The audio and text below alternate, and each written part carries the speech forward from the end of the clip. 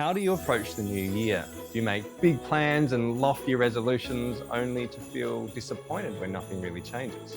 Or do you struggle to find meaning in it altogether, feeling like it's just another day in the calendar? Over the years, I've had a mixed relationship with the new year.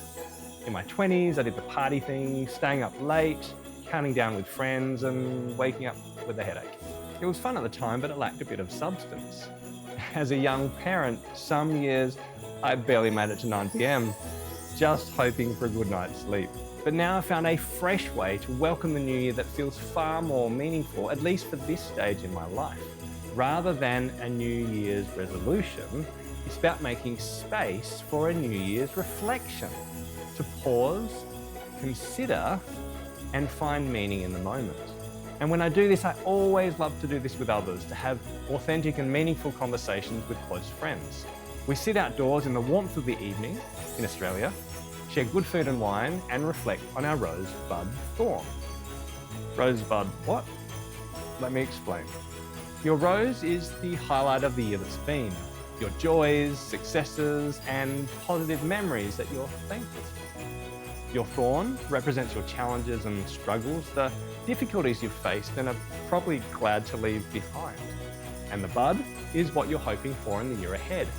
These can be external goals, like a job promotion or a home reno, or internal growth, like building resilience or developing character, even when life feels challenging.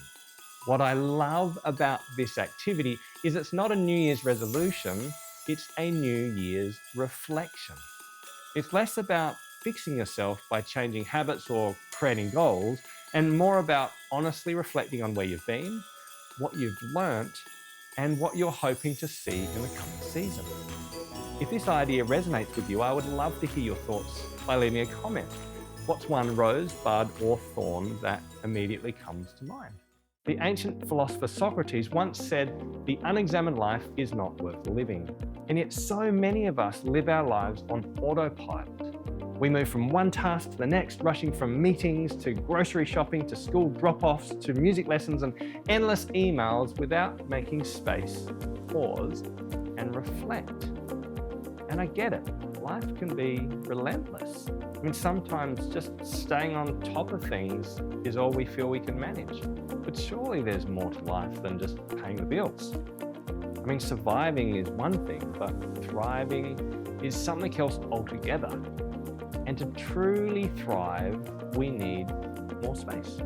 We need space to examine our lives, to share our joys and struggles with others, and to find meaning in the so-called mundane moments of the everyday.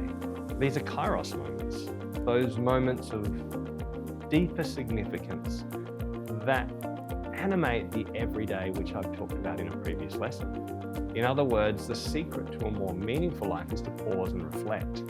Because reflection unlocks purpose, and it's purpose that makes life worth living. That's why I love Rosebud Thorn. It's a simple yet powerful way to pause and make space for gratitude, empathy, and hope. And when shared with others, it deepens connection and builds community. You walk away feeling lighter and yet more fulfilled, having taken time out to share authentically with people you care about. Of course, you don't need to wait for a cultural moment like New Year's to reflect on your rosebud thorn. You can do it at any time. And yet, there's something natural, even intuitive, about reflecting deeply during New Year's with people in your life. So this year, instead of diving into a long list of New Year's resolutions, I encourage you to pause and make space for a New Year's reflection. Ask yourself these questions. Who in your life could you share this activity with? When would be the best time to do it? And how might you make this happen? Perhaps you could invite a few friends over on New Year's to reflect on your rosebud thorn in advance, or book a table at a restaurant and make it a themed gathering, sharing your reflections over a meal. For those further away, you could use WhatsApp or social media to share your rosebud thorn online. But don't stop there.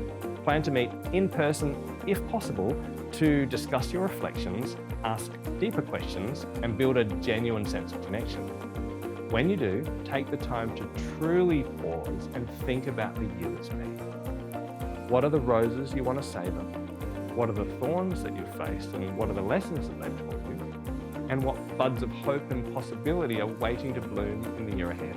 And don't forget to share this practice with others. It makes it so much richer and more meaningful. Instead of spending the last day of the year talking about football or the latest Netflix episode, I'd encourage you to dive a bit deeper. Take this opportunity to truly see and hear others and allow yourself to be seen and heard in return. Thank you so much for being part of the Space Makers journey with us this year. If this video resonated with you, well then I'd love you to like and subscribe and share it with someone in your network who might benefit from pausing and making a bit more space to reflect. We're going to take a break now, making space for rest and renewal after a busy year is needed. But when we return, we will be ready to go with a whole heap of new videos and great content to help you make space in your own life. Together, let's continue to make space and reflect deeply as a community to live an intentional and meaningful life, which is what this channel is all about. But until next time and next year, make space.